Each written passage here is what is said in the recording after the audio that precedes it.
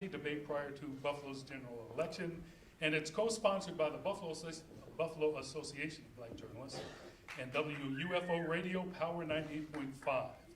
I am Al Waters, consumer reporter for News 4 and vice president of the BAVJ. Tonight,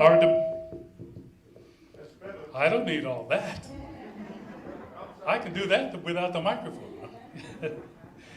Tonight, our debate is being broadcast live from the Dr. Eva M. Doyle Auditorium of the Frank E. Merriweather Library. Ms. Doyle, Dr. Doyle, would you please stand and be recognized?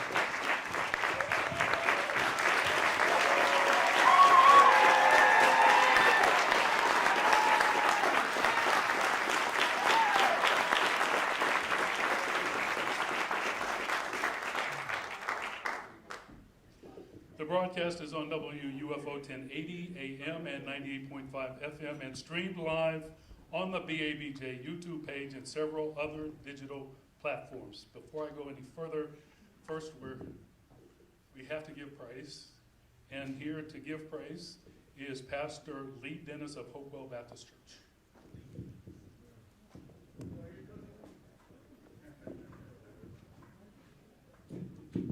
May we pray. Father in heaven, again, Lord, we certainly come to say thank you again for all your goodness and for all your mercy. We thank you, Lord, for allowing this event to take place on tonight, and we ask your blessing as we come, concerned citizens of Buffalo, New York, as we listen to these candidates who have a plan and a vision for this great city of Buffalo known as the city of good neighbors. So as we come tonight, we come in a good spirit. We ask that you'll guide our hearts and guide our minds, our hearts, guide our minds, and most of all, guide our tongues. In the name of Jesus we pray. Amen. Amen.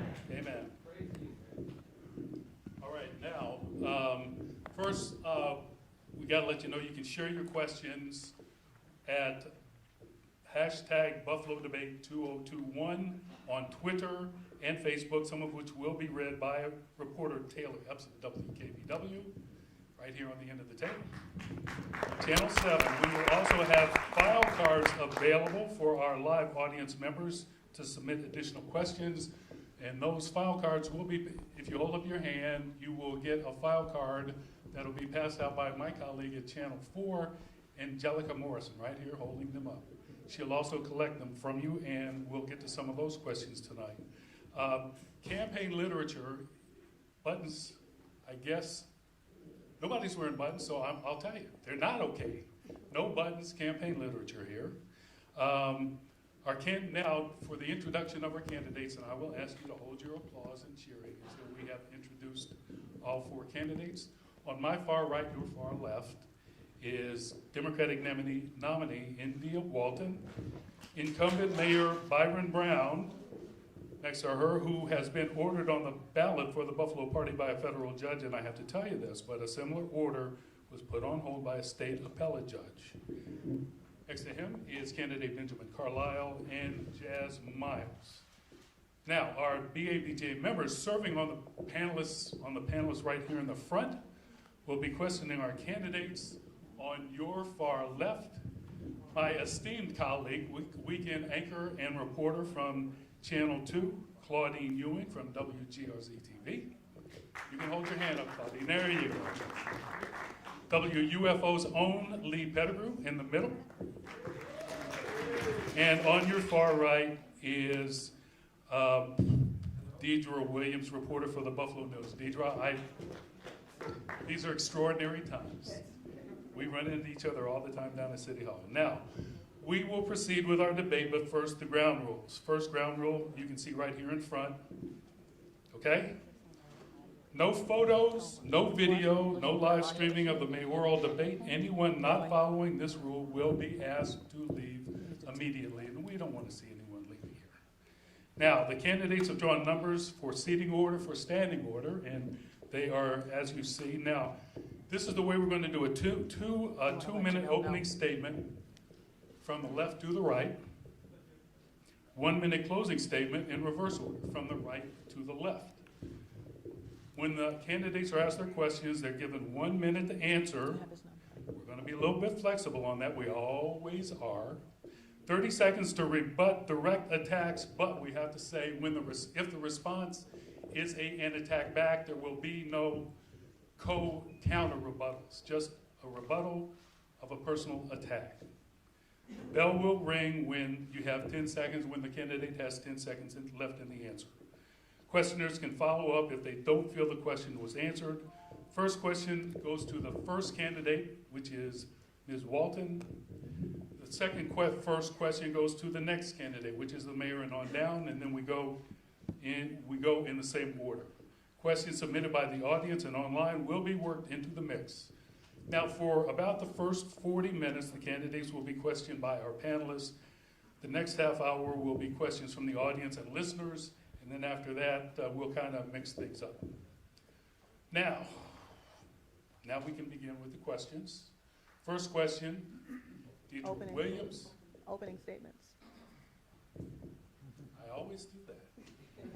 First, the opening statements, more important than me. First opening statements, and we will start with India Walton. Thank you to the Buffalo Association of Black Journalists, WUFO, the other panelists and moderators. Tonight, I am going to outline a bold vision for building a safe and healthy Buffalo, using sound policy that is evidence-based, data-driven, and together, I am excited to take on this journey with you. My life has not been much different than a typical person who grew up on the east side of Buffalo. I've survived poverty, abuse, and trauma, and that's why I'm running for mayor. I'm a registered nurse who's worked both in critical care and in Buffalo public schools. I'm an accomplished executive director of affordable housing, permanently affordable housing, that was democratically led with deep community ties. And I am the endorsed Democratic nominee for mayor of Buffalo. When I'm mayor, we're going to finally tackle public safety. Violent crime is as high as it's ever been. We are going to implement data-driven, evidence-based programs that get to the root causes of violent crime. When I'm mayor, we're finally going to tackle our affordable housing crisis. We're going to stop padding the pockets of wealthy and corporate developers and put investments in our neighborhoods, making sure that we house all Buffalonians in a healthy, dignified manner. When I'm mayor, we are finally going to tackle poverty. Buffalo remains the third poorest city of its size in the country. We're going to focus on creating good, green, union wage jobs. We're going to tackle our childhood-led issues, and we are going to build a safe and healthy Buffalo together. Thank you, Ms. Walton. Mayor Brown.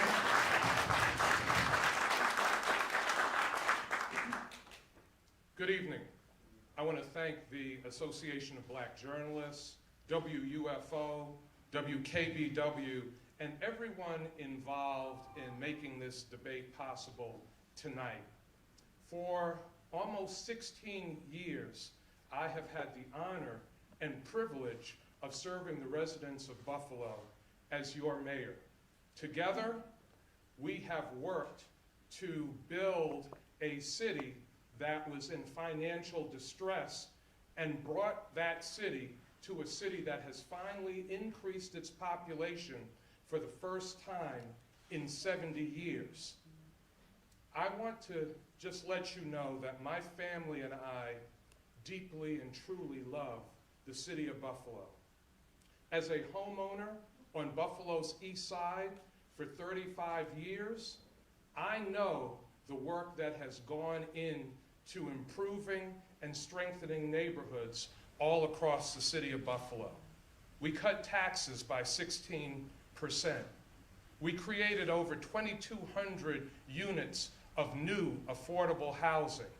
We expanded youth employment and youth job opportunities and hired the most diverse workforce in the history of the city of Buffalo. We did all of this while overcoming the challenges posed by the Great Recession, by a global health pandemic and national disruption over systemic racial injustice. Through it all, I was confident that we would overcome these challenges and overcome these obstacles because we would solve them together. Tonight, I will lay out more of my strategic plan to create more jobs for the city of Buffalo, to build more affordable housing in our city. Thank you, Mayor. Thank you, Mayor. With opening statement, Mr. Carlisle.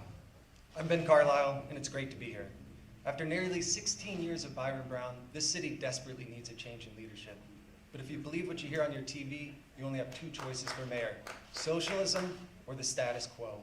Well, I refuse to accept that false choice of 4 more years of Byron Brown or a 4-year experiment of socialism and defunding the police. The change India Walton proposes will bring Buffalo's renaissance to a halt. I'll keep our renaissance alive and thriving. Everyone knows what it takes to get a project developed or construction bid accepted under Byron Brown's corrupt regime. But what India Walton is proposing almost makes Byron Brown's cronyism seem appealing. I've been a registered Democrat since I could vote, but the Democrats lost me in 2020 when they embraced riots, looting, defunding the police, closing down our schools, our churches, and our small businesses, and most frightening of all, socialism.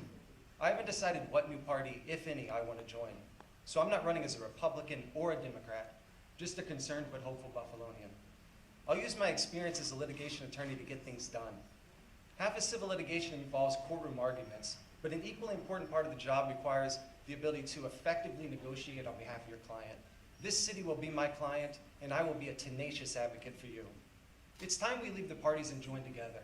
The parties are in the business of dividing us up. I reject that. I also reject the premise that Buffalo is a terrible place that requires a massive increase in government spending. My wife Azima is from India. She came here when she was 18. When she came to Buffalo, she had nothing, but she put herself through college and then med school, and now she's an ER doctor.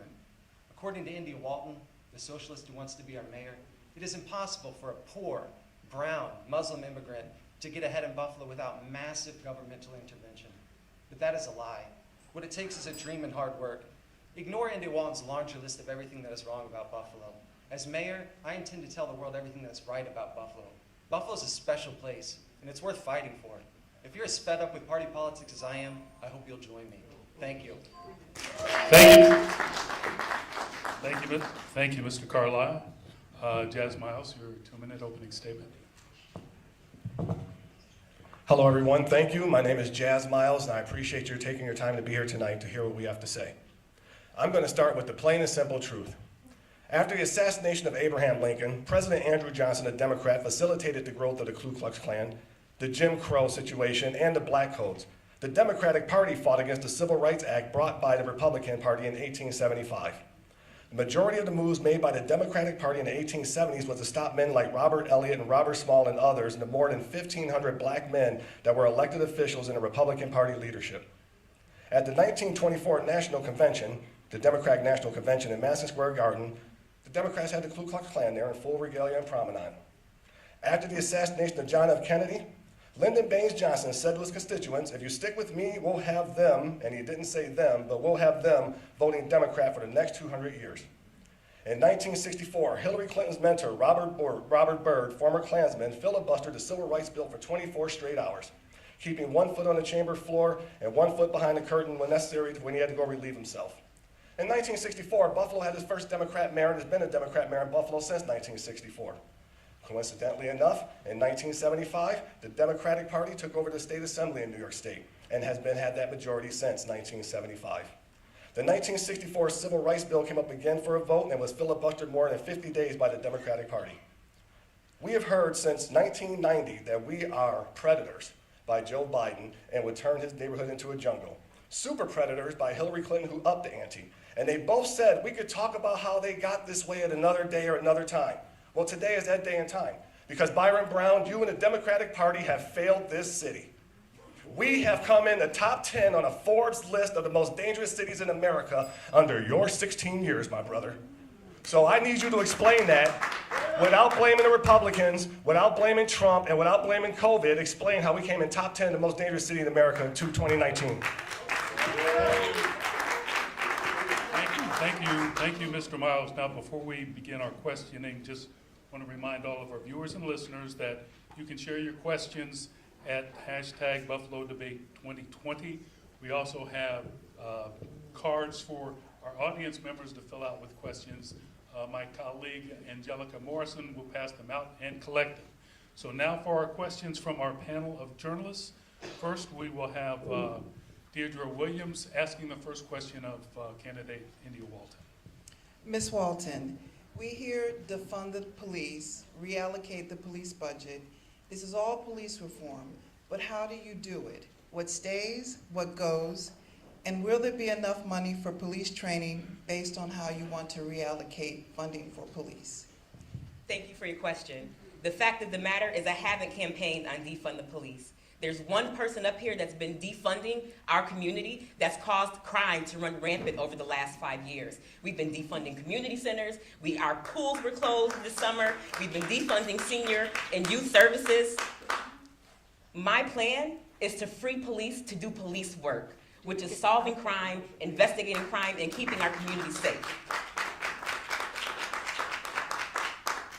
But how specifically do you plan to do that? How do you plan to spread out the money? How do you plan to reallocate the budget to meet your objectives? The first thing we do is we stop police from being dog catchers, homelessness outreach, mental health counselors, and we put professionals into those roles that is their job to do. We cut police overtime. We can end the militarization. We don't need tanks on the streets when people peacefully protest. There are lots of ways. And under a Walton administration, we're going to have a transparent budget process so that we'll be able to tackle those issues head on.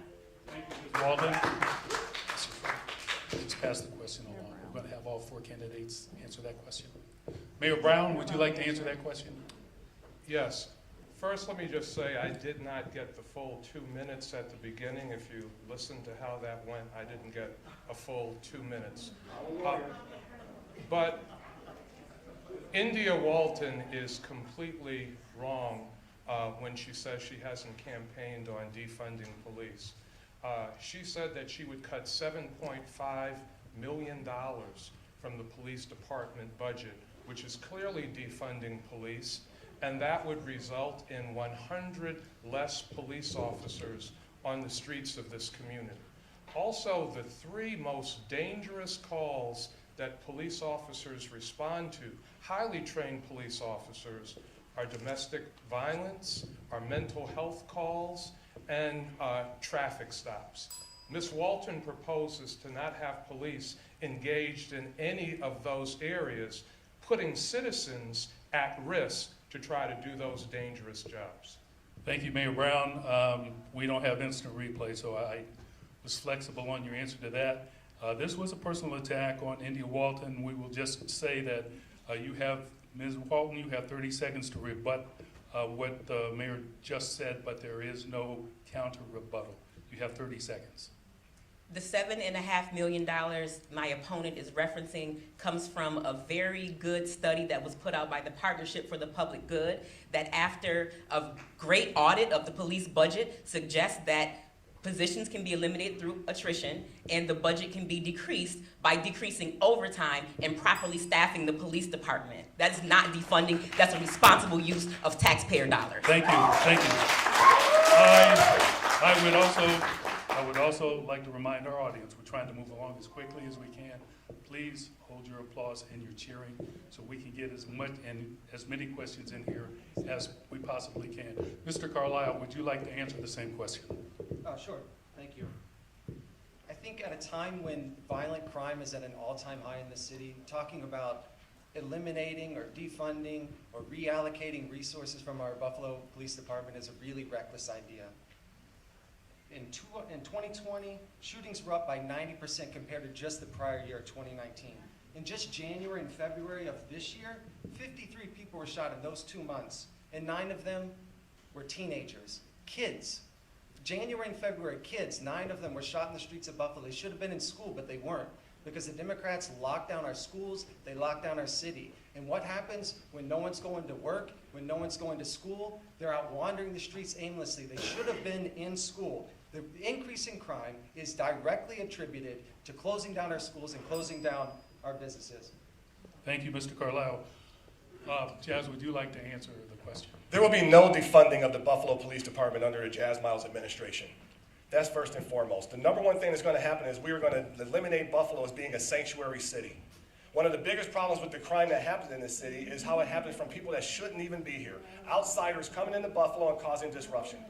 So we eliminate one of the main causes of that problem, Buffalo being the sanctuary city. We could put a cap on the crime, take some of the pressure off the Buffalo Police Department, and they can focus on the crime that's absolutely necessary.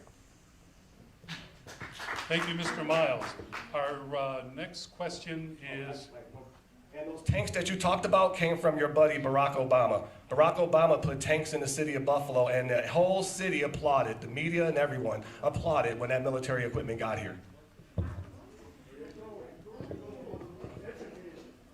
okay, our next questioner will be Claudine Ewing from WGRZ. And her first question goes to Mayor Brown. So this question will be for all of the candidates. So this is the specific question. What makes you qualified to be mayor of the second largest city, and what's your experience in managing government, handling multi-million-dollar budgets, working with big developers, because that has to be done. So Mayor Brown, obviously, you are the mayor, you have the experience, but why should you serve another 4 years? Your primary campaign was almost non-existent, so what will you do differently? As mayor of the city of Buffalo, I have successfully managed the finances of the city. We have cut the tax rate in the city of Buffalo to the lowest level in 30 years. We have one of the highest credit ratings in the city of Buffalo in 30 years. We have hired the most diverse workforce in the city of Buffalo. Property values have gone up in the city of Buffalo, and there has been over $8 billion of development in the city during my tenure as mayor.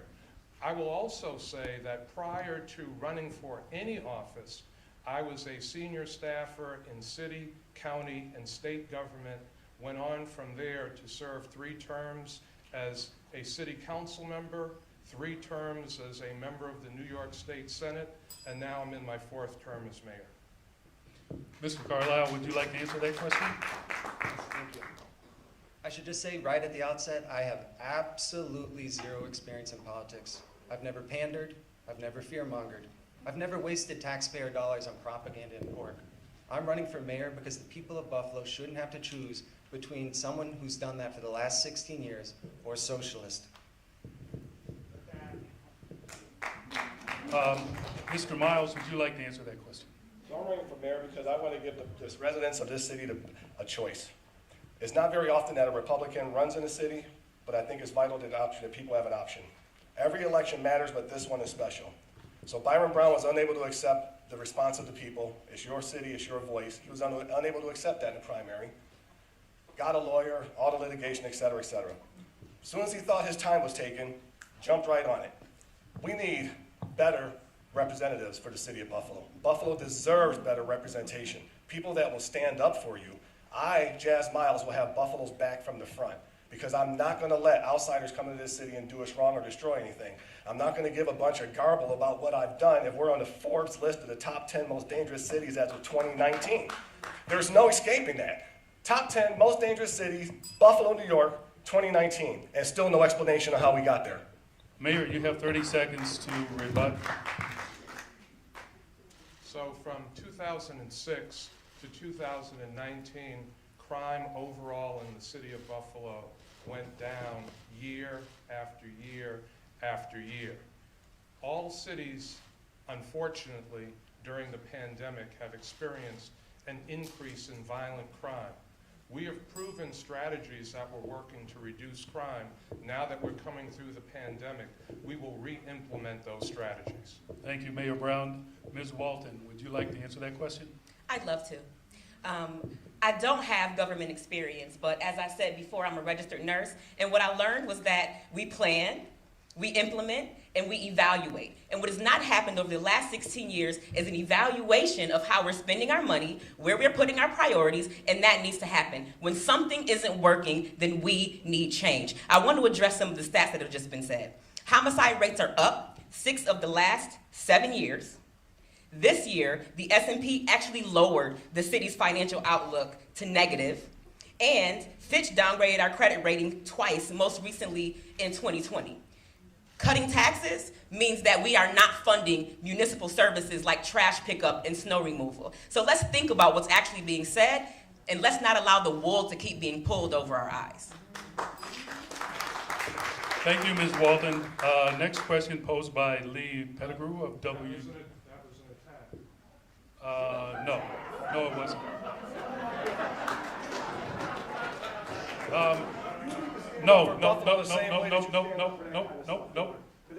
No. Mr. Miles, we're going to keep order here. That was not interpreted as a personal attack, Mayor. So we are going to move on to our next question. Panelists Lee Pettigrew of WUFO, and first answer will be from Ben Carlisle. Mr. Carlisle, when it comes to development, do you think the city has achieved the right balance between the medical campus, downtown waterfront and neighborhoods? If not, how would you change that focus? What are some of the economic development plans for the east side of Buffalo? My plan for the east side of Buffalo, the west side of Buffalo, all parts of Buffalo is the same. It's to bring transparency back to the city hall and to make sure that everybody, every citizen, every developer gets a fair shake. Everyone knows what it takes in Buffalo to get things developed. There's a handful of developers, they all have backroom deals, there's cronyism, and that's how things get done in the city. When I'm mayor, no one is going to be cutting the line at City Hall. Everyone, every developer will be treated equally. And the handful of developers who are out there who are getting a special phase right now, they don't need to worry. I'm not going to be mean to them. I'm just going to treat them like everybody else. They're just going to have to learn how to be treated like everybody else. Thank you, Mr. Carlisle. Mr. Miles. So part of the development problem in Buffalo, New York is the houses, the dilapidated ones that need to be torn down, the exorbitant cost that they claim that it takes to tear down the house. And then we have homes that were just built on Jefferson and Sycamore just within the last 20 years or so, and are they being torn down or something like that? What is going on with the property in Buffalo, New York, where developers get to come in, buy property on the cheap, especially after the pandemic that they want to blame everything on? Developers are going to buy this property on the cheap. It's not going to give the average Buffalo citizen a chance to own a home for them to be able to take care of themselves. Now, owning a home is something else that also does not happen under socialism. So if you're voting for the socialist ticket, you don't get to own a home. They do not like property owners. They do not like free speech, just so we can clear this up straight off the point. But we need to tear down these dilapidated homes, and it will take care of some of the crime that happens in our city. It will give a better look to our city, and we need to know who these developers are and that they're here for the city. Thank you, Mr. Miles. Ms. Walton, would you like to answer that question? I certainly would. My last job was as founding executive director of an organization where we built permanently affordable housing in the Fruit Belt neighborhood that was higher quality than any affordable housing we've seen in the last decade. I'm very proud of that. I'm not anti-development. I am anti-development with displacement. We can do smart development that keeps neighborhoods intact, that creates mixed income neighborhoods with high quality amenities, and we can do it without draining taxpayers. If a developer wants to develop something using a tax subsidy or our tax dollars, I believe that there should be a legally binding community benefits agreement, and there should be ongoing support for the surrounding neighborhoods. If that is what you call socialism, then sign me up. And I don't think there's too many people in this room would disagree. Let's stop mischaracterizing who I am and what I believe. Ask more questions and read more books. Thank you, Ms. I would, again, I'm going to remind the audience, you know, we've got a lot of questions coming in online. We have, no, I don't consider that a personal attack. We have a number of questions that are coming in online, a number of questions from our audience with the file cards. The cheers and the audience, the applause actually slows us down. These are questions we can get in, we lose time for those questions. So, Mayor Brown, would you like to answer that question? What Ms. Walton just said about the Fruit Belt Land Trust and her several years of managing that organization is just absolutely false. Public records show that the Fruit Belt Land Trust did not build a single house. So I'd like her to explain how she was such a successful executive director of the Fruit Belt Land Trust that built not one single house. So what she just said was completely false. Thank you, Mayor Brown. Ms. Walton, you have 30 seconds. I would love to respond. It's amazing that in your own city you don't know what's going on. We definitely built 2 houses. The addresses are 162 and 166 Rose. We did it in partnership with Habitat for Humanity because we secured an $800,000 grant from Enterprise Community Foundation, and the city refused to let us pursue a bigger project. So we had to settle for 2 houses, and we had to partner with Habitat for Humanity on the demand of the city of Buffalo, which you forced us to pay market rate for city-owned land to build affordable housing that serves the public good. So let's talk about that. Thank you, Ms. Walton. Thank you. Now, Taylor Epps of WKBW7 we'll start off with 1, possibly 2. Questions that came in online. So this is a question from the audience, actually. So the first one will go to Mr. Carlisle. This is a question for everyone. Should there be term limits for the mayor of Buffalo? Absolutely. If you look at my platform, I am campaigning on a 2-term limit, not just for the mayor of Buffalo, but for any elected position in the city of Buffalo. In my opinion, Mayor Brown is the poster child for why we desperately need term limits. And just very quickly, I want to touch back on something else. Ms. Walton seems to be very confused why she calls herself a socialist, and we are all terrified that she'll implement socialist policies. She told us we haven't read books. I've read books on socialism. That's why I'm terrified. If you're not a socialist, why do you call yourself a socialist? Why do you have to make everyone in Buffalo terrified that you're going to run as a socialist? If you are a Christian, people assume that you believe in Christ. If you say, well, I'm a Christian, but I don't believe in that Christ guy, it's very confusing. If you tell people you're a socialist, but you don't believe in socialist policies, it confuses everyone, and it terrifies us. Thank you, Mr. Carlisle. Now we now have 2 rebuttals. Ms. Walton, you have 30 seconds, and then Mayor, you have 30 seconds. I have been a Democrat my entire life. I am currently the Democratic nominee for Mayor of Buffalo. I am a democratic socialist. Democrat is the first word in that term. Okay? Now, when we say I'm a member of DSA, it's no different than being a member of Grassroots or any organization. It means that we have similar values, and what that means is that we put workers first, we take care of poor people, we take care of children, we want to provide housing and health care for all. Simple as that. Let's put it to bed once and for all. Thank you, Ms. Walton. Mayor Brown, you have 30 seconds. Yes, I want to come back to that fairy tale that Ms. Walton keeps telling about being a successful not-for-profit executive. Now we hear her saying she built 2 houses.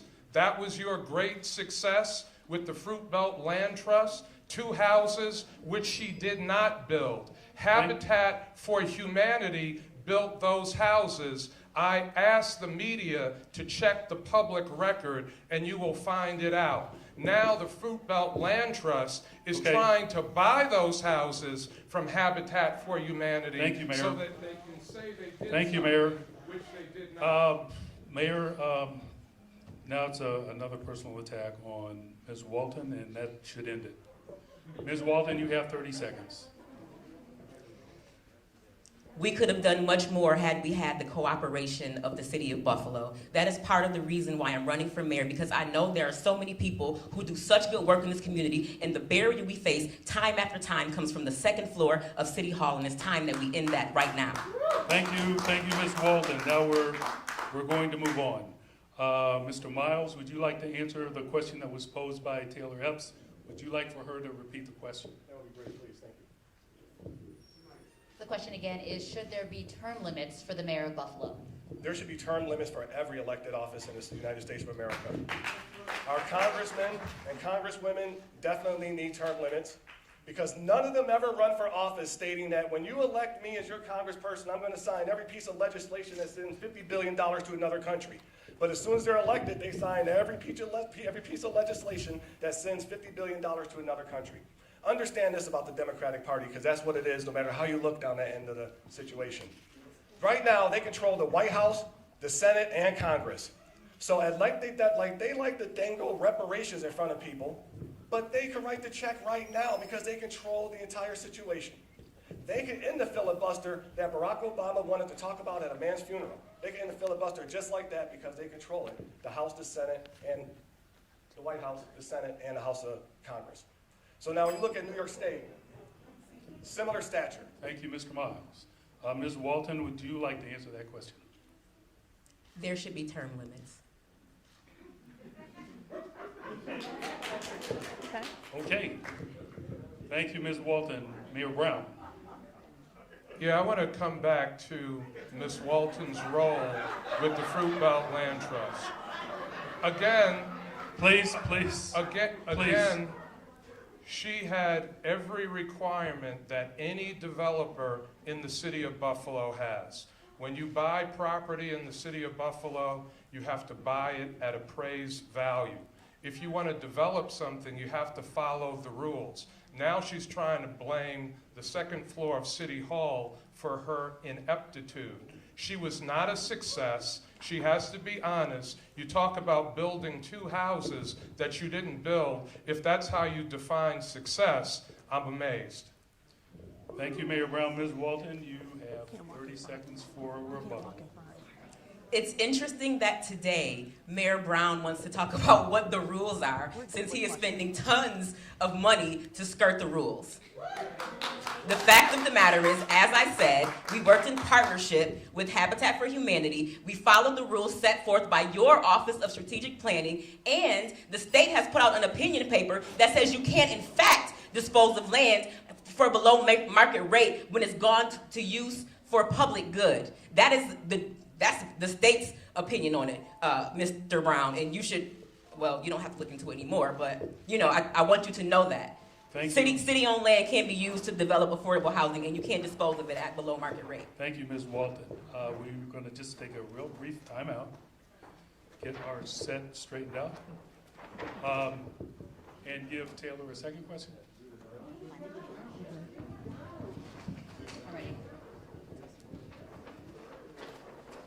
We don't need it. We don't need it. Just keep going. Okay. By popular demand, we're going to move on. Taylor Epps of WKBW-7. Another question from our audience or online. This question's from Jared from YouTube. He says, there's a climate energy crisis plaguing communities around the world. If elected mayor, will you build Buffalo's green infrastructure to combat climate change, and what are your policies? This should go to Mr. Miles first. So my policies on green energy? Yes, and climate change. Well, you know, there was a demonstration about climate change over the past few years in Washington, D.C., but I still see a lot of people throwing garbage out of their windows and littering. I still see a lot of masks laying on the street from the COVID situation. So how are we going to fix the climate if the everyday person doesn't really put that type of interest into it? What are we to do if they're not going to do what they're to do? Thank you, Mr. Miles. Ms. Walton. I have a comprehensive climate justice plan in my platform. I believe I'm the only person standing here that actually has a platform at all that's publicly available. We are going to establish an Office of Sustainability. We are going to make sure that green jobs and green energy are a priority in our administration, and we are going to rely on the experts in climate justice to make sure that climate change is ending. We're dangerously close to the tipping point, and we have to reverse that. And the city is the largest user of electricity and carbon emissions in the area. So we have to make sure that we're greening our fleets, switching over to electric cars, that we're making sure we're making most efficient use of our energy in City Hall and city-owned buildings, and that we are recycling and composting as we should. Thank you. Mayor Brown? We've increased our climate focus in the city of Buffalo. We have converted lights in the city buildings to LED. We plan on purchasing the city street lighting system and converting all of the street lights in the city of Buffalo to LED. We have installed pervious pavement streets to be more energy efficient in the city, and we have employees in the Department of Public Works in the Office of Strategic Planning that have worked collectively with our sewer authority on climate matters. We have installed bioswales in some of our parks to deal with climate issues, and we have increased recycling through our 34 and more recycling campaign. Recycling is now at the highest level in the history of the city of Buffalo. Thank you, Mayor Brown. Mr. Carlisle, you have a minute. I appreciate the question because the environment is one of my biggest focuses. Every single day when I walk to work, I walk to work. I don't drive to work. It doesn't matter if it's cold, it doesn't matter if it's hot, it doesn't matter if it's raining, it doesn't matter if it's snowing. Every single day I walk to work, and when I'm mayor, I'm gonna walk to City Hall every single day. I'm not gonna have a driver pick me up, I don't need a bodyguard, I'm gonna walk myself to City Hall every single day. Ms. Walton talks about planting trees. I plant a new tree every year. I don't just talk about it, I do it. Ms. Walton talks about community gardens. I plant a community garden every year, and I give out fresh vegetables and fruits to my neighbors and to my coworkers and to my friends. I will lead on the environment. I won't just talk about it. So when I tell you that I'm going to do something about the environment and that I'm going to use all the city's resources to make sure that we have a clean Buffalo, as clean as possible, you know that I'm telling the truth. And just to correct something that Ms. Walton said, I have put out a platform. If you go to carlisle22.com, you can find my platform. It's been publicly available for quite some time. Thank you, Mr. Carlisle. Ms. Walton, you have 30 seconds to respond. I would caution Mr. Carlisle against saying that I say things and don't do them because you don't know me and you don't know what I do. Thank you very much. Deidre Williams from the Buffalo News. Thought we'd never get to you, didn't you? No. Deidre Williams of the Buffalo News. Our next question and we will start with Mr. Miles as far as the answer. So we're going to turn to Buffalo Public Schools. Do you think the mayor's office should have more control over Buffalo Public Schools? If not, why? If yes, how do you plan to make that happen? Okay, so I say the parents should have control over the Buffalo Public Schools, not the mayor. I am not happy with the teachers union. Our kids should be back in school. They've been doing these Zoom calls for way too long. And the best people for the job are the parents. So if you follow the Government Integrity Act, the parents get to decide what the child should be learning. It's costing $22,000 per child. $22,000 per child from kindergarten through 12th grade per child. It is a ridiculous amount. And when you're going to spend that kind of money for a person that paid his own way when he went to high school, you should let the child decide, or the parent decide what's best for that situation, not the Buffalo Public School and not the Federation of the Teachers Union or whoever want to make the decisions. It's for the parents and the child to come together and make that decision. Thank you, Mr. Miles. Ms. Walton, you have 1 minute. I believe that the mayor should have, excuse me? This is for us festivals and DeWitt just went, so she's home for the radio station. Yeah. Glad we could answer that question. All right, sorry for the interruption. We will give you the full minute. No problem. I don't believe the mayor should have control of this over the schools, but I do believe that the mayor's office, being one of the most influential people in the city of Buffalo, should be more involved in the decisions that are made. I don't know what school district Mr. Miles' children are in, but Buffalo is definitely back in school in person. I think that we can do a better job of reducing class sizes, providing our teachers and families with the resources they need so that we have healthy learners in our school buildings. Thank you, Ms. Walton. Mayor Brown? I've worked very closely with the Buffalo Public Schools when the schools had to eliminate some instrumental music a few years ago. I and the City Council stepped in and provided resources to maintain instrumental music in the schools. Just this year, we partnered with the schools on a very innovative Earn While You Learn program to catch our children up who had fallen behind due to the pandemic. 154 students came through that program. 21 seniors were able to graduate on time because of the resources that the city provided for Earn While You Learn. I also provide over $500,000 a year to Say Yes to Education, to provide our children with the academic supports that they need to be successful in school, hopefully graduate on time, go on to college or career. Thank you, Mayor. Mr. Carlisle? The answer to your question is yes, I think the mayor should have more control over this schools in Buffalo. In fact, I think the mayor should have control. In 2015, the state reached out to Byron Brown and they said, Mayor, if we gave you the authority, would you like to take over the Buffalo Public Schools? And he said, well, you know, I'm not really asking for it and I don't really want to, but I guess if I really have to, I will. I think that's unacceptable. If I was given the choice by the state to take over the schools, I would take over the schools because they're not working right now. As Mr. Miles stated, the amount of money we spend per student is astronomical. With the amount of money we're spending, we should have infinitely better results, and we don't. So yes, if I had the opportunity as mayor to take over the Buffalo Public Schools, I would. Both my parents were educators. My dad was a principal my entire life. My mom was an English teacher my entire life. I have a passion for education. I will put a focus on education. Thank you, Mr. Carlisle. Now our next questioner, Claudine Ewing, anchor reporter. I'm sorry. He deserves a rebuttal. Okay. All right, Mayor. The audience is asking that you get 30 seconds for the rebuttal. So Mr. Carlisle is absolutely wrong. I was not given the opportunity to take over control of the Buffalo Public Schools in 2015. If I had been given that opportunity, I would have taken over management of the Buffalo Public Schools, but the state did not offer that. Thank you, Mayor. Next question from anchor reporter Claudine Ewing of WGRZ. And this question, first answer will be from Ms. Walton. So it's football time, it's Bills season, and we talk about a stadium. Initial reports indicate that a new Bills stadium will be in Orchard Park. Should it be in Buffalo? And then, Mayor, when you have to answer this question, you have asked the Pagulas to put a dome stadium in the city of Buffalo? Should the city even propose a downtown plan? That's for everyone, especially since tax dollars are going to be used for this. Ms. Walton, you're first. I'm sorry. ready. 1 minute. Okay.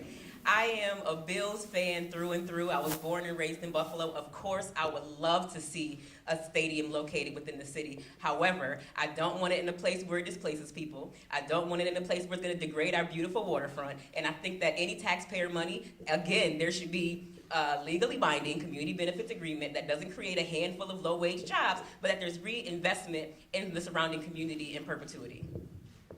Thank you, Ms. Walton. Mayor Brown. So with many of the development projects that the city has done, there have been community benefit agreements, and we are very proud of those agreements that we've been able to negotiate.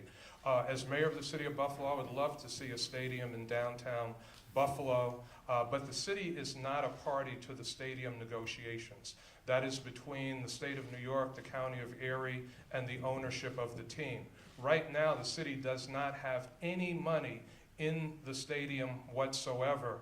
And I am told that estimates of a downtown stadium would range to $1 billion more than the $1.4 billion being discussed in Orchard Park. But could the city propose some type of plan? And we know that you have close ties with the Pagulas, so have you even talked with them about this? Because it's the Buffalo Bills. Well, People obviously I want to see the team stay here. And I have spoken to the Pagulas. But what I understand is that a stadium, because of the infrastructure that would be required, because of the property acquisition that would be required, it could add $1 billion to the cost of a new stadium in our community. And even though they play in Orchard Park, they're the Buffalo Bills. Thank you, Mayor Brown. Mr. Carlisle. Call me crazy, but I think the Buffalo Bills should play in Buffalo, New York. And as mayor, I'm going to fight to make sure that they do. It would be a huge boon to the city, to hotels, restaurants, bars. We would spend some money up front, sure, but it would come back to us tenfold. And the mayor says that he wasn't a part of the negotiations. I understand that maybe you don't have any legal part of the negotiations, but insert yourself. You know the people involved. Why wouldn't you pick up the phone? Why wouldn't you be an advocate for us? You say, well, as mayor, I can't really do anything. I think that's unacceptable. As mayor of Buffalo, I'll make sure that the Bills are playing in Buffalo. Thank you, Mr. Carlisle. Mr. Miles. You hit the nail on the head when you said an advocate for Buffalo. That's the entire problem with the situation that we have going on here right now. But I will say we are better served, and we already have the facility we need to bring the Buffalo Braves basketball team back to Buffalo. See, whoever negotiated the deal on behalf of the city that Toronto would get a team and there can't be another team within 250 miles should have thrown in a negotiation part of after 25 years or after you get a championship, Buffalo could get their team. So the Buffalo Braves were taken from here back in the 70s with a song said the Buffalo Braves are here to stay, and we already have a facility for it through the Pagulas right downtown that they can play their 42 home games and their playoff games and bring a championship and NBA right here to Buffalo. Thank you, Mr. Miles. Now we'll take another question from the audience or from No, Lee. online. Lee has a question. I'm sorry, Lee. Lee Pettigrew. Do you have a question? And the first person to answer that would be the mayor. Mayor Brown, it's 2021. I grew up 3 blocks from here. When I grew up in this particular neighborhood, before they built this library, there were houses on every street. Nice looking houses. When I came down Utica to come to this particular debate, it looked like somebody had bombed the neighborhood and gradually started rebuilding houses. There are some new ones. When it comes to housing in the city of Buffalo, on the west side, it's whether you can afford it. On the east side, people feel there are too many empty lots. What would you do? How would you change this? What will you do to address zombie landlords? So housing is being addressed right now. Prior to my election as mayor, there was tremendous disinvestment already in the east side of Buffalo. There were thousands and thousands of vacant structures that were unsalvageable. We had to demolish over 8,000 structures in the city of Buffalo that were unsalvageable, that people were fighting dogs in, that people were selling drugs out of, that squatters were setting fires in for the protection of people that lived in this neighborhood. Now you see development coming down Jefferson Avenue, 2 new buildings on Jefferson. This library that we're in right now is one of my projects when I was a member of the city council. The Tops on Jefferson Avenue, one of my projects when I was a member of the city council.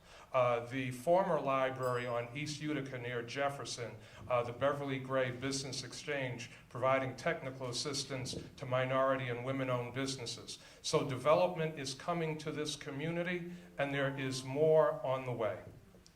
Thank you, Mayor. Mr. Carlisle. I think it's an excellent question because I moved to Buffalo 18 years ago. And when I moved here and I toured the east side, I literally did think that a bomb went off. But it turns out that a bomb didn't go off. It turns out this city's just been run by Democrats, a Democrat mayor since 1966. It reminds me of Einstein's definition of insanity, trying the same thing over and over and over again and hoping for a different result. As I stated at the beginning, I'm not running as a Republican or a Democrat. I'm not going to have any ties to any political party. I'm not going to have any donors that I'm going to have to take care of. It's just going to be putting the city first. And to your specific question, how do you address zombie landlords? I think we got to put some more teeth into the housing court, make sure that we're enforcing the rules on the books. Thank you, Mr. Carlisle. Mr. Miles. So I too was born in this area on Brunswick Boulevard between Wohlers and Humboldt. So I've seen better days in the Brunswick area also, or in the Jefferson area, going back to the Gales family singing the song for Figmos when they opened their grocery store. So I know what this city is capable of and what it can do. So my Uncle Welton had a barbershop on Ferry. My other uncle from the Johnson family, so I was raised by Hezekiah Johnson, who I consider a great man. So Hezekiah Johnson raised me, and his brother had a tailor shop on Jefferson and Utica. Pinckney Reagan had a car wash there. There was all kinds of businesses throughout that area that do not thrive now. We need to take advantage of the opportunity zone that's been set up so that we can get businesses and we can get homeowners, and we need to work with the banks so that the people that want to have homes in these areas could get a home built the way they want or buy a home that's already standing. But we need to work with the banks to get a home ownership back together. We need to work with the opportunity zones to get businesses working in our community. Thank you, Mr. Miles. Ms. Walton. It's disheartening to hear the East Side spoken about in such terms when we know that there have been systems put in place that keep certain people in a certain condition. What stabilizes neighborhoods is not buildings and renters. We have to close the racial wealth and home ownership gap. We can build infill housing. We can do it smartly. We can do it efficiently. Community land trust, I'll keep going back to it, reuses public subsidy and creates permanently affordable housing. I have a plan to rebuild the east side and make people feel a sense of pride in where they live. I am proud of the east side of Buffalo. I'm proud to have grown up on the east side of Buffalo. And I know that it's not our fault that things are the condition that they're in. It's the resources that have not been equitably distributed in our community that's the problem. And that's how I'm gonna tackle that as mayor. Thank you very much, Ms. Walton. Just want to remind our viewers and listeners that you can post a question at #BuffaloDebate2021. We also have file cards for members of the audience to submit questions. Our next question is going to come from Taylor Epps, WKBW Channel 7, with a question that's not from a panel. Yes, this question is from Jeff on Twitter. He says, a chronic problem plaguing our city is lack of civic participation that allows corruption and voter apathy to thrive. What would you do to promote civic participation and accountability in Buffalo? Who gets that first one out? I think it is Ms. Walton's turn to answer that first. Oh, that question must have been meant just for me. I did shrink 3 inches, in case you're wondering. But I think that civic participation needs what is happening right now. We need average, everyday people to run for office. I mean, if you see the people who turn out and show up for me, they're from all age groups, all cultures, all background, all socioeconomic statuses, and all neighborhoods. I think we also need to get back into the schools and explain to our children, explain to our young adults how you get things done. People are calling me. I haven't even won yet, but people see me on TV and they said, she must be someone who can help me. Someone called my campaign phone at 10:30 at night a couple of nights ago. There's a dilapidated house across the street from her. It's infested with rodents. She's called the city. She's called 311. She's called the Department of Health, and no one will help her. She doesn't even know where to start. We have to get our people educated, involved. When we are dissatisfied with the status quo, we have to rise up and fight against it. You don't have to be a special person to do it. Just get up, please, and do it. Thank you, Ms. Walton. Mayor Brown. Civic participation is critically important to the city. We've implemented a number of programs to encourage citizen participation. We have a weekly block chat with block club members across the entire city of Buffalo. We have a bi-monthly chat with seniors during this pandemic where we had to do that over the telephone to make sure that seniors weren't isolated. We have opened our district police stations on a monthly basis to have residents of the community come in with questions, concerns, ideas. So there are a number of different ways that we are engaging the public, listening to the public. We have 30 clean sweeps a year where we go into some of the most challenged neighborhoods in the city of Buffalo. We walk door to door, listening to residents, trying to improve the quality of life, providing residents with information. That program is working. Thank you, Mayor. Mr. Carlisle. I think for once tonight, I actually agree with the mayor, because one of the things I want to do as mayor, I've put it on my website, again, carlisle22.com, you'll see it in my proposals, is to have a monthly meeting with all block club members, not a blog. I want to meet with them in person, and it's not going to be, the purpose of the meeting is not going to be for them to hear everything that I want to bloviate about. It's going to be for me to sit there in person with all the block club presidents once a month to figure out what their concerns are, what they want the city to address. I lived on the east side for 4 years. My neighbor Sharon, she was the Rounds 1 block club for, I want to say, something like 20 years, but she finally stopped doing it because she said no one showed up. She got very disheartened. We need to reinvigorate our block clubs, blocks that don't have a block club. I want to help start them, and then I'm going to keep meeting with them. We're going to get ear to the ground, figure out what the problems are on the ground, and put solutions in place in City Hall. Thank you, Mr. Carlisle. Mr. Miles. We're going to put the hips with the lips. If you're talking it, go out and walk it and do it. When I was growing up, we had a neighborhood watch program. Buffalo had a campaign and we were talking proud. It was a great commercial, Buffalo Talking Proud, back in the 80s. We were at 300 and some odd thousand people in this city, maybe 350,000 at the time, and now we're down to 220, 30. The numbers change. They recently said we had an increase. But if we get our spirit back in Buffalo, We're proud of where we live and what's going on and what we see around us, and not everything is based upon race or religion, because I was born on the same day Dr. Martin Luther King was assassinated, so I know it's the content of your character and not the color of your skin. So I hear a lot about the most diverse this and et cetera, but do you have the best person for the job, or are you doing it based upon their religion or their sexual orientation or other things like that? We need to make our kids know this from growing up, that they have something special inside them, before they go out and interact with anybody, a bus driver, a bus aide, or anything, and bring our kids up the right way. Thank you, Mr. Miles. Our next question from Deidre Williams of the Buffalo News, and the first person to answer the question is Mayor Brown. So let's focus on violent crime. Gun violence is a serious problem in the city of Buffalo, and cities all across the country. But we're going to focus on the city of Buffalo. What's your plan to reduce crime? And give details, please. So my plan is to work with other law enforcement agencies at the local, state, and federal level. We have a partnership that has helped to take guns off the streets of the city. During my tenure as mayor, we've taken over 15,000 illegal guns off the streets of the city of Buffalo. What that means is that we have a gun problem in this nation. Too many guns coming to Buffalo and coming into communities all across this country. We also have a program called Custom Notification, where at-risk youth and young adults, we go to their homes with trusted voices in the community, with trusted messengers, some of the peacemaking organizations, Stop the Violence, Peacemakers, Mad Dads, others, and let their family members know that they are at risk of violence. Those things prior to the pandemic were helping to reduce gun violence and crime in the city of Buffalo. Thank you, Mayor Brown. Mr. Carlisle. The mayor keeps talking about the pandemic. He says that all cities during the pandemic saw a rise in crime. That's not true. The pandemic didn't cause it, the lockdowns did. If you look at the cities that didn't lock down the way we locked down, if you look at the cities and the states that didn't close their schools for the entirety of last year, they did not have the problems we had.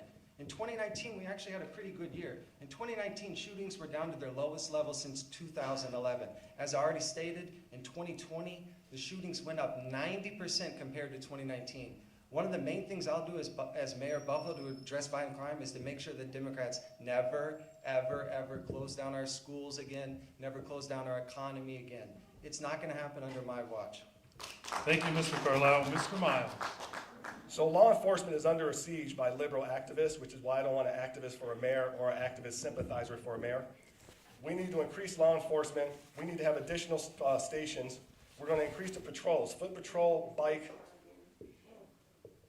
I'm sorry. Sure? Okay. It's your time. Well, you know, she's talking. It's your time. All right.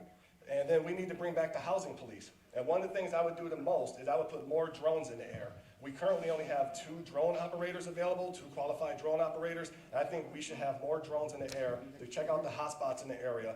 And I know we all agree that we should bring back capital punishment. The death penalty should be back on the table, and I know we all agree. Hold on. No, see, you can chuckle, you can laugh, but Andrew Cuomo lit up a skyline to celebrate the Born Alive bill. So if that is not murder, okay, laugh it up, furball, but if that's not murder, then I don't know what to tell you. Thank you, Mr. Miles. Ms. Walton. I just want to take a moment to remind everyone that we are Jefferson and Utica. Activism is what allowed us to be in this room all together, sitting side by side. As far as violent crime is concerned, I'm going to give the people what they're actually asking for. Arrests are up, we've taken guns off the street, and crime rates are not down, shootings are not down. A little boy was murdered this summer. People are asking for crime prevention through environmental designs. Why are there still streets that are not well lit? You know, everything doesn't have to be extra enforcement. And again, we're doing the same thing over and over again, not reevaluating and not trying anything new. It's just time for a change. And I am a leader that if we try it and it doesn't work, then guess what? We try something else. We don't keep doing what's ineffective and doesn't work. Thank you, Ms. Walton. First, I just a couple of seconds to thank everybody here for being so courteous and hopefully we are learning a lot about our candidates. And just for about 20 more minutes, hopefully everyone can continue to be patient and courteous to our panelists, to your fellow audience members, and to our candidates. Our next question from Claudine Ewing of WGRZ. And that question will go to Mr. Carlisle. If you are mayor, will you raise taxes on the people? Absolutely not. Mr. Miles? Oh, no, absolutely not. We're also going to clear the arrears on the trash fee. The trash fee was supposed to be a temporary thing, and it's been around for 20-something years, so we need to take care of the trash fee and clear the arrears also.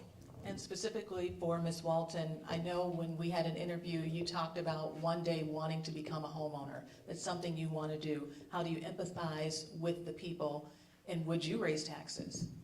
I do empathize, Claudine, and what I can tell you is that door after door I've knocked on, people say a modest increase in taxes, as long as we can fund city services, they're more than willing to do. Folks are confused as to why we have a city budget that relies on fines and fees to fill in the holes. Let's be real, before the American Rescue Plan was coming, we were at a $65 million deficit. We've had our rainy day fund spent down $100 million. We are not bringing in the ethical revenue to keep our city going. So unfortunately, we're gonna have to look at a modest incremental tax increase in order to balance our books. So just so we're clear, no, and yes, you will raise taxes. Mayor Brown? I'm glad Ms. Walton. His mic, please. Is Mike? Yeah, the mic's not working. I'm glad Ms. Walton admitted honestly that she's going to raise taxes on residents of the city of Buffalo. In fact, she said in an interview that she's going to raise taxes by 3%. 3% is not a modest tax increase. If you own a $100,000 home in the city of Buffalo, that means an extra $300 a year. So she talks about fees and fines, which we've already eliminated 15 fees and fines in the city of Buffalo, but she wants to raise your taxes on the other hand. It's a shell game with Ms. Walton. She's making a false promise. It doesn't add up, and I'm glad today that she admitted she wants to raise taxes. During my entire tenure as mayor, we have either held the line on taxes or cut taxes in the city of Buffalo. Thank you, Mayor Brown. Ms. Walton, you have 30 seconds to respond. Fines and fees were not eliminated under the mayor's own volition. It was the Fair Fines and Fees Coalition that did that work, and you were compelled to do it because the community outrage was so great that you didn't have any other choice. That is called political will. The exciting thing about me running for mayor is now people don't have to fight and scream in order for me to just do what's right. Yes, I'm going to be honest, and yes, I said there will be an incremental tax increase, and we are going to protect legacy homeowners the same way we did with Assemblywoman Crystal Peoples-Stokes in the Fruit Belt neighborhood. You remember that, right? Thank you, Ms. Walton. Our next question from Lee Pettigrew of WUFO. And the first person to answer will be Mr. Miles. Mr. Miles, there's a lot of talk about, in this room today, about the problem with homicides in America was the quarantine. The violent situation in the United States was caused by the pandemic. There's a gentleman who passed away a year ago, maybe less than a year, who talked about the real problem in America, and that's access to weapons illegally. What do you think you would do as mayor to keep illegal handguns off the streets of Buffalo? The Second Amendment, so I want everyone that is legally licensed to have a concealed carry permit to have one. Would that keep illegal handguns off the streets of Buffalo? Okay, well, if Barack Obama didn't put 2,500 guns in Mexico and call Fast and Furious. Barack Obama's not running for mayor. But I'm explaining to you how some of these weapons get out there when the Democrats don't want us armed, but they gave the Taliban their own MAGA. So the Taliban has make Afghanistan gory again. The Taliban has their own MAGA due to the Democratic Party and Joe Biden, but they want to stifle an American citizen from not having a concealed carry permit. Now, the best way to not have these guns on the street is for them not to be getting dropped off at train tracks, as they have been in the past. If you read back in the 80s, where people have found cases of guns next to train tracks in LA and California and other places. Those guns matriculate their way through here, whether it's Indiana, Ohio, and other places, they make their way to Buffalo. If it's happening in Buffalo, it happens in Jamestown, Watertown, and other places. So all of our law enforcement needs to get together on that, and our government needs to do something about it. Because if every underprivileged person was insured for life insurance for $500,000, I bet you there'd be a lot less shootings. Thank you, Mr. Miles. Ms. Walton? I would support both federal and state legislation to have stricter gun control and also hold gun manufacturers liable for illegal guns coming into our community. But I think the most important way that we reduce violent crime is by increasing resources to communities, by increasing home ownership, by reducing poverty, by creating decent living wage jobs, to give our young people something to live for, some hope for the future so that they're not out here in moments of desperation harming one another. Thank you, Ms. Walton. Mayor Brown? Again, Ms. Walton shows her lack of experience and qualification for this job. She said that she would hold gun manufacturers liable. As mayor of the city of Buffalo, you can't hold gun manufacturers liable. What that activist who passed away, his name is Neil Dobbins, and he was a champion of this community, a champion for taking illegal guns off the street.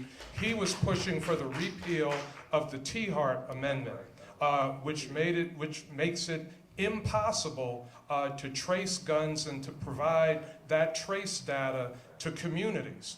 That is what we need to see happen at the federal level. That amendment needs to be repealed because it has helped the proliferation of illegal guns on the streets of this city and cities all across America. Thank you, Mayor Brown. Ms. Walton, you got 30 seconds. By Mike, oh, there we go. I just want to clarify that what I actually said, had you listened, was that I support state and federal legislation that holds gun manufacturers liable, not that I would do it as mayor. Thank you. It came out of my mouth. I'm certain that's what I said. Thank you. We can play it back later. Mr. Carlisle.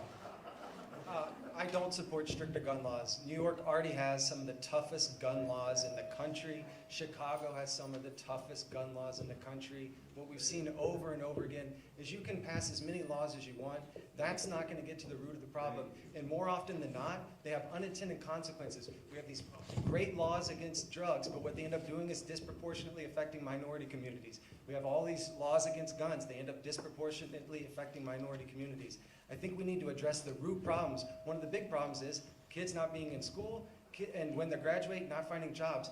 Every single place in this town, I know that's a little hyperbolic, it's not every single place, but it's just about everyone is hiring right now. We need to show our kids direction. We need to show them that hard work pays off. I don't think the solution is more gun laws because I think it's just going to put more minorities in jail. I don't think the solution is more drug laws because, again, it's just going to put more minorities in jail. Thank you, Mr. Carlisle. Now, audience participation portion, Taylor Epps with our next question from the audience or from online. This question is from the audience. It says, what does your first 100 days look like? Ms. Walton, you are down here as the first person to answer that question. My first 100 days looks very much like my campaign, being out in the community, meeting with community members, finding out what their wants and needs are. We're going to have a full audit of the city finances very soon because we're going to have to get into the budget and putting together a very experienced and qualified team, making sure that we have the best qualified people to right our ship and get our city on the right track. Thank you, Ms. Walton. Mr. Brown. So tonight I feel like a three-way punching bag. I'm taking fire from all angles. But let me just say, during my time as mayor, state senator, Maston district council member, I work 7 days a week for this community. I put 7 days a week in for this community. I've been knocking on doors all summer too, and when I knock on doors, you know what people tell me? They don't know any of these people who are up on this stage with me. They don't know anything that they have done. And you know what the young people tell me about Miss Walton? That her credits don't add up, that her references don't check out. This is not a job for on-the-job training. This is a job that takes experience. Thank you, Mayor Brown. Ms. Walton, you have 30 seconds to respond. I mean, you've been mayor for 16 years. I would expect that everyone would know who you are, but the fact of the matter is that I won the Democratic primary. I'm not even sure why I'm standing up here with the three of you. Thank you, Ms. Walton. Mr. Carlisle. I think it's a fair point that before tonight, a lot of people in Buffalo didn't know me, but I hope after tonight that a lot of people do know me, that they look up my website, that they check out my policy proposals. My first 100 days is going to be getting to know the people that I'll be working with in City Hall. I'm in City Hall a lot. I deal with City Hall a lot in my capacity as an attorney, but also in my capacity as a homeowner and a landlord. There's some excellent people in City Hall. I want to find the people that want to stay, that want to work with me, and the people that don't, I'm going to have to find replacements. That's what my first 100 days are going to look like. Thank you, Mr. Carlisle. So on my behalf, I have to say that the mayor's pay-to-play scheme shut down tailor-made food and made it harder for me to be active the way I would have been the past 3 or 4 years, to be more, let's say, known or credible, as you would like to put it. On the second half of that, the first 100 days of my administration is going to be getting the police back to doing what their job is supposed to be. They are not crossing guards and they are not school monitors. They're going to be getting back to work to making the city safe. Beyond making the city safe, we're going to get back to getting our BMHA taken care of. We have a lot of dilapidated buildings in that area that need a lot of work. So we need to bring up the spirit of our people, start working on these houses, get this landlord situation straightened out, because it's amazing how many people that work in public service that own homes that's going to benefit from this landlord rental agreement situation. So we need to make sure everything's on the up and up and get our police back to work, get kids back in school safely, and let's go miles together, Buffalo. Thank you very much, Mr. Miles. Now, we're getting down to a last couple of questions here. Question. I did say that, sir. I'm sorry, Mayor. You have 30 seconds for a rebuttal. Again, I don't know who this guy is, so I'm not even going to comment on that. But just let me say, Ms. Walton again showed her lack of experience and lack of understanding of how the process works. When you win a primary, you don't win an election. Every election is a primary and general election. So yes, you are the Democratic nominee, but let's look at the results on November 2nd. Thank you, Mayor Brown. No. Ms. Walton, you have 30 seconds. Every primary in history has resulted in the presumptive next mayor. Because it's me, you want new rules created. Yes. You ran as a Democrat. You used to be the head of the state Democratic Party, and now you want to create a new party for a second chance when you should have just ran the first time. Thank you, Ms. Walton. And ask for the audience patience on this. A question from the audience. And Taylor Epps, you can ask our next question from the audience. This question is from Roscoe Henderson. It says, I'm always interested in an individual that gives back to the community. The question is, how have you given back to the community through volunteering your time? First to answer that is Ms. Walton. Oh, where do I start? I mean, my service into the community is in my blood. Everything that I've done, whether it's in the pandemic, doing mutual aid. I already said that when people need help, they call me, and whether it has to come out of my own pocket or whether I'm working with coalition or making referrals to other people, service is what I do. It's what I've always done, and that's what I'm going to continue to do as Mayor of Buffalo. Thank you, Mayor Brown. So I've given back to the community over the years in many ways. During the course of the pandemic, which was one of the greatest challenges that our community has ever experienced, we delivered food to people. We delivered food to our first responders. We provided personal protective equipment to people.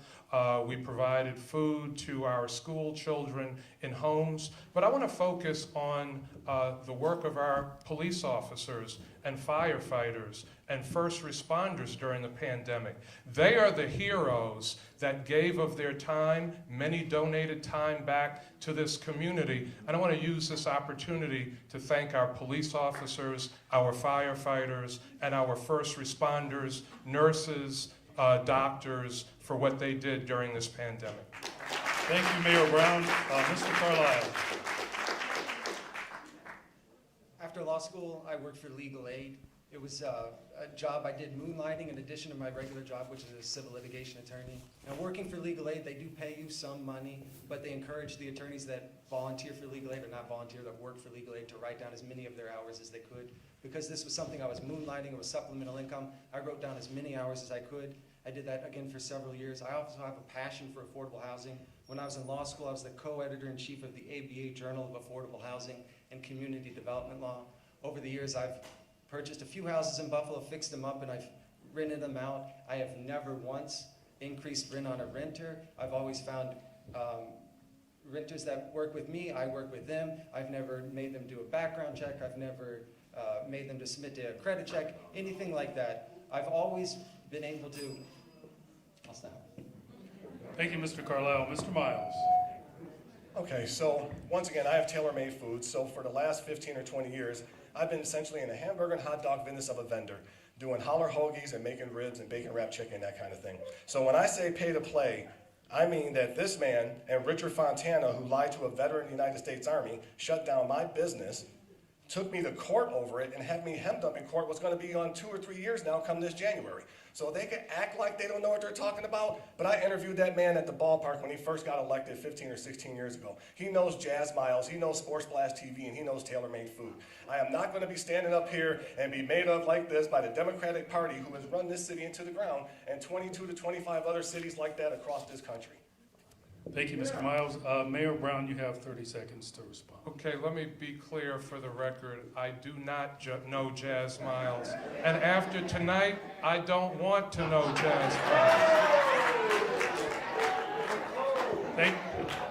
Thank you, Mayor Brown. We have time for one more question from the audience.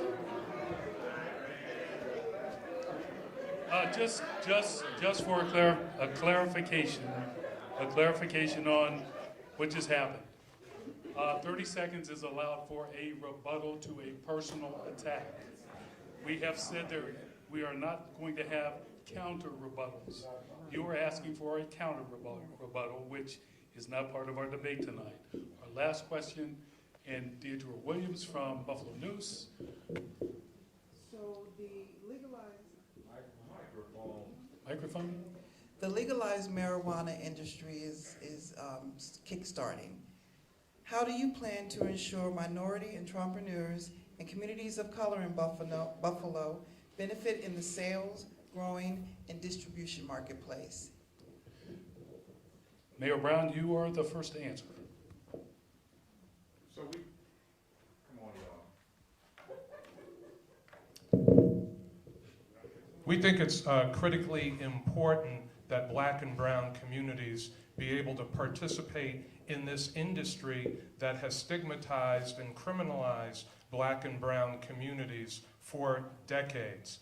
I am very pleased that we have a champion in Albany fighting for this community in Majority Leader Crystal Peoples-Stokes, who has put in all kinds of provisions and protections to make sure that there is minority participation, that is participation of Black and brown communities. As mayor of the city of Buffalo, I will do everything that I can legally do to make sure that communities of color are able to benefit from this industry coming into our community. Thank you, Mayor Brown. Mr. Carlisle. I'll join in that commitment from the mayor, but as the mayor indicated, this is largely something that's regulated by the state. I don't think the mayor of Buffalo is going to have a whole lot of control over that, but to the extent that I can insert myself in that process and have a positive benefit in the communities that have suffered the most with these ridiculous drug laws, in my opinion, I'll do everything in my power to do that. Thank you, Mr. Carlisle. Mr. Miles. I personally would prefer that none of the actual facilities are in neighborhoods like where schools are, close to schools or around children. For the longest time, We've had a drug zone where you could have to be X amount of feet away from the school for anything like that to happen. So we should continue to make sure that the community is as protected as possible, while it is as available as possible for all that need it for any kind of pain or discomfort that they feel. Thank you, Mr. Miles. Ms. Walton. I am proud. Microphone, please. It's the mic. Oh, I didn't really need the mic, but I also am proud to have a strong advocate in Albany, the author and sponsor of the MRTA, the Marijuana Regulation and Taxation Act, and I'm also proud to have been the Western New York lead on the campaign to legalize adult use cannabis. I have intimate knowledge of the state level law. I'm going to work very closely with the Office of Cannabis Management and make sure that licensing and zoning is done in a way that prioritizes the communities that have suffered so long from prohibition. Thank you, Ms. Walton. That wraps up our questions from the panelists, from the audience, and from the public. Now, each of our candidates will have 1 minute for a closing statement, and as per ground rules, we are going in reverse order, starting with Mr. Miles. So as you can tell, or you can see, we have been dealt a raw deal going back to the Great Society. In the 1960s, 40% of black community owned their own businesses. 87% of our home were two-parent homes. Nowadays, it's less than 7% that own their own businesses, and 25% are two-parent homes. Well, what happened? There are things that we need to fix in our community, and after the 60s, it brought us our Vietnam Veterans Home and a return to readjustment of our soldiers. We had a welfare state that kept fathers out of the home in exchange for rent and food stamps and other benefits. The 1970s brought us a crack epidemic. The 1980s brought us the HIV epidemic, and in the 1990s, we had the crime bill that put more black men in prison and separated them from their children than anything in the history of our life. So the crime bill should have had something called the Fathers Behind Bars bill with it, so that the fathers could still be integrated and interacting with their children that were called the super predators and that are out here for the past 15 or 20 years in our 10th most dangerous city in America. Thank you, Mr. Miles. Mr. Carlisle. I first just want to thank the WFO and the Buffalo Association of Black Journalists for inviting me here tonight. I think it was an excellent exchange of ideas from all the candidates. I'm very proud to be involved in this tonight. As I stated at the beginning, the media has told us you really only have two choices, socialism or the status quo. I hope after tonight you understand that there are additional choices in this race. We have a very narrow opportunity to get on the ballot if the Second Circuit rules a certain way, and if we get enough signatures in time. That is why this Sunday, I'll be out at the bills, supporting the bills this Sunday, and if anyone wants to stop by, chat with me, discuss our plan for Buffalo going forward. I'd love to meet everybody in Buffalo who's going to be out at the stadium on Sunday. If you want to sign my petition, that's great, but if you just want to give me an earful, that'd be great too. Go Bills. Thank you, Mr. Carlisle. Mayor Brown. I thank the Association of Black Journalists, WUFO, WKBW, and all those responsible for organizing tonight's debate. The choice in this election couldn't be more clear. It's a choice between proven results and false, empty promises. During my tenure as mayor, we've been able to cut taxes by 16%. We've seen our property values go up in every section of the city of Buffalo. We've seen billions of dollars in economic development and thousands of jobs created. We've seen the Northland Workforce Training Center built on the east side of Buffalo, training hundreds of people in advanced manufacturing so that they can create opportunities for themselves and their families.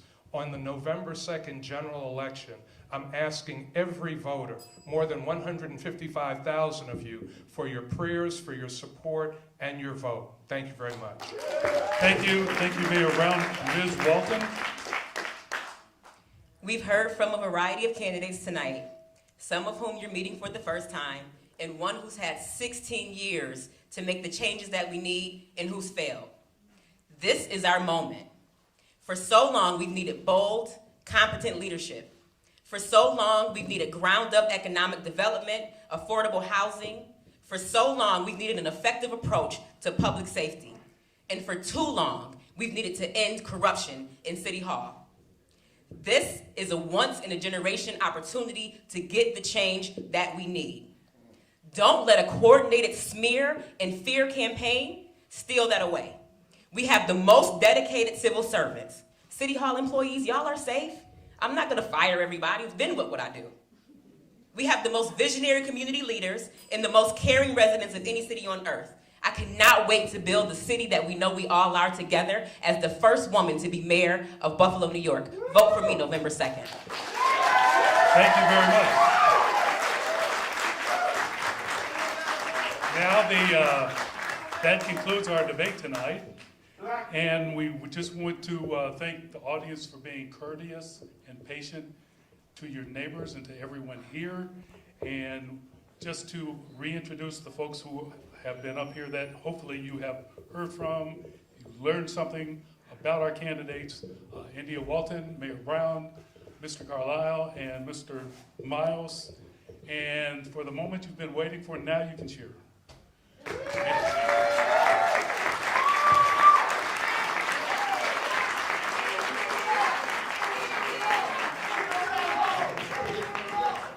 Everybody have a safe trip home, and remember to vote in November. Thank you. Nice meeting you.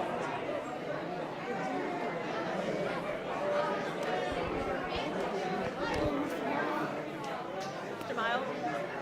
Thank you. No.